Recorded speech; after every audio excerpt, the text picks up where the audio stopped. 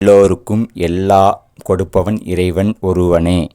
ரோகிணி நட்சத்திரத்தில் பிறந்தவர்கள் வாழ்வில் வெற்றி பெற ஒரு சிறு பரிகாரம். ரோகிணி நட்சத்திரத்திற்கு முதல் நாள் அல்லது மறுநாள் 2 கிலோ அரிசி 5 பேருக்கு தானமாக கொடுத்துவிட்டு பெருமாள் கோவிலில்